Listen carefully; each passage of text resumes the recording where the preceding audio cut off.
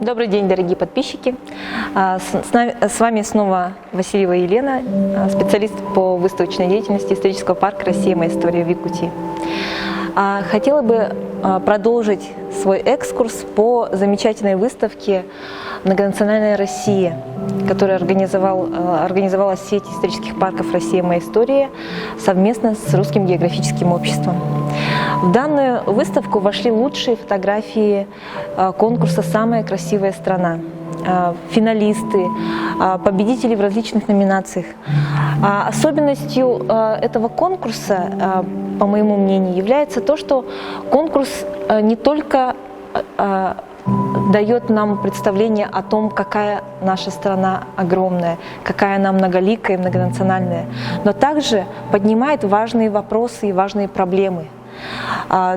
Допустим, сейчас я хотела бы остановиться на номинации «Мир в наших руках», которая поднимает очень острые проблемы взаимодействия человека с природой, о том, каким образом мы влияем на природу нашей страны, о том, какие сейчас есть актуальные проблемы.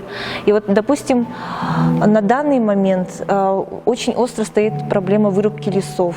Мы видим это очень образное фото, очень такое яркое, эмоциональное Константина Толокненова из Воронежской области. Или, допустим, то, каким образом человек влияет на жизнь животных. Наша страна, она действительно велика. И от северных морей до южных широт ее населяют очень редкие, очень ранимые животные.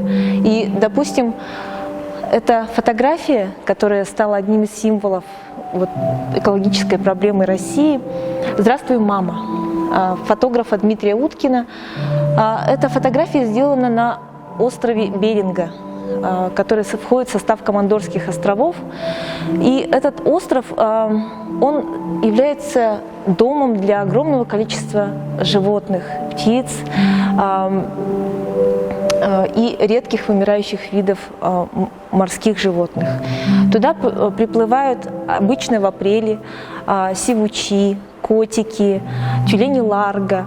Очень эмоционально здесь показан тот момент, когда мама малыша тюленя, запутавшаяся в куске сети, приветствует своего малыша.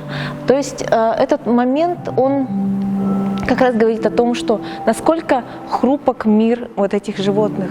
Этот остров уникален. Уникальна не только флора и фауна этого острова, насчитывающая бесчисленное количество животных, эндемических растений. Надо сказать даже такой небольшой факт о том, что даже кусты черники там достигают высоты человеческого роста, хотя там нет лесов. Этот остров интересен с точки зрения исторической, потому что именно на этом острове захоронен Витус Беринг. И эта фотография должна, наверное, запомниться каждому, кто ее увидит, как образ того, насколько прекрасна природа нашей страны и насколько наши братья и меньшие нуждаются в нашей защите.